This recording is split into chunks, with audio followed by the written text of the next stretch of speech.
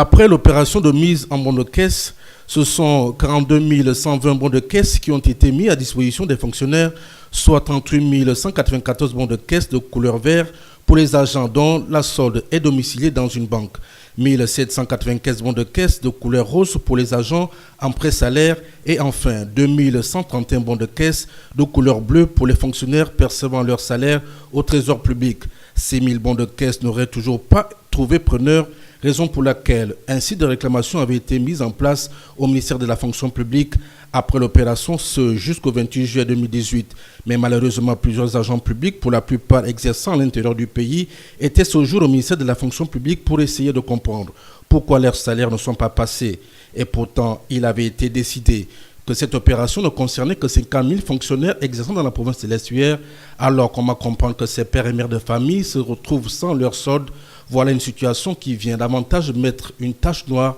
dans une opération qui a été un échec au dire du gouvernement dans sa première phase à cause de plusieurs cas de fraude constatés dans la délivrance des attestations par certains responsables hiérarchiques. Il est donc urgent que le gouvernement gabonais se penche rapidement sur ces nombreux cas au risque d'aggraver une crise sociale qui se dessine au regard du climat actuel.